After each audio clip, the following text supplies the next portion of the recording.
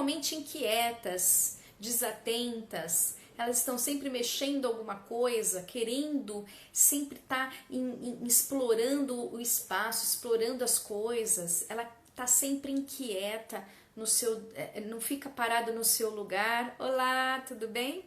Bem-vindas.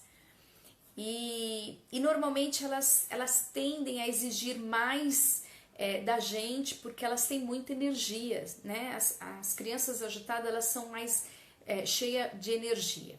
E aí elas querem explorar o ambiente, elas querem mexer em tudo, mas elas não são agressivas. Normalmente a criança agitada, ela pleiteia muito, uma tentativa de fazer o que ela quer, e muitas vezes ela não presta atenção no que você falou. Então não é que ela não entendeu as regras, ela acata as regras, ela compreende as regras, mas ela não consegue muitas vezes ouvir, porque ela está tão desatenta com o mexer, o fazer, o pular, o correr, que ela não consegue assumir aí a regra colocada, mas não porque ela não compreendeu. A criança agitada consegue compreender as regras. Me perguntaram assim: olá, como vai? Que bom que você está aqui. Leila, é igual TDAH? Não.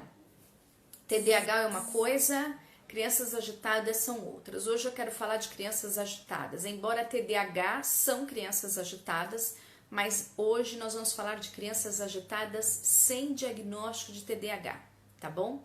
São crianças com mais energia, são crianças que são mais curiosas, vem com uma necessidade muito grande de explorar o ambiente, explorar o mundo. São crianças mais que têm uma certa inquietude, uma certa impaciência.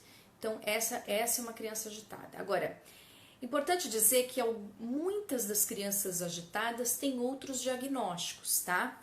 Como PAC, como adenoide, que é um problema mais otorrino, quadros de ansiedade. Crianças que têm um quadro de ansiedade normalmente são mais agitadas. Crianças que estão estressadas naquele período, naquele momento da vida, pode ser uma criança mais agitada.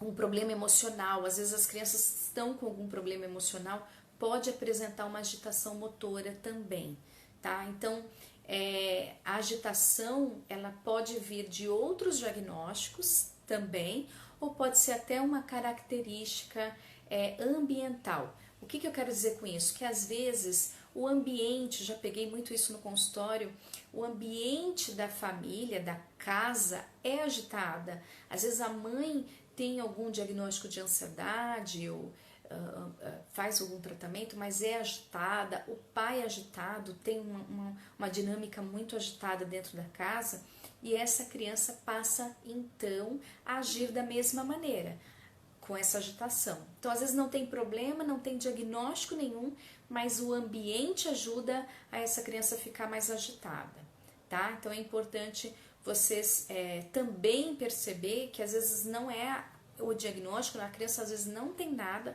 mas é o fator ambiental que vai propiciar isso.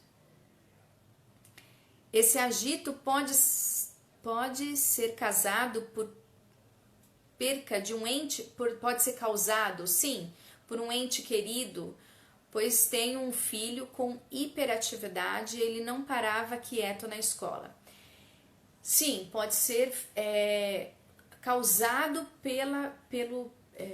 por uma questão genética também, né? Não sei se foi essa a sua pergunta. Sim, pode ser uma questão genética.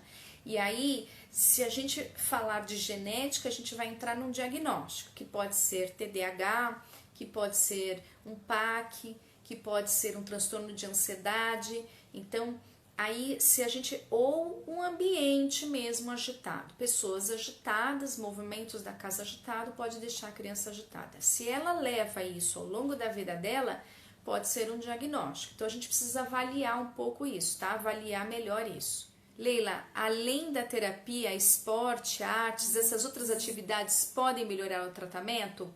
Pode, tá?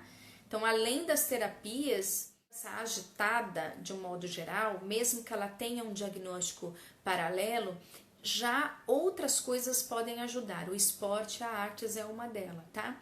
Pode ajudar a criança a se centrar mais, a cumprir maior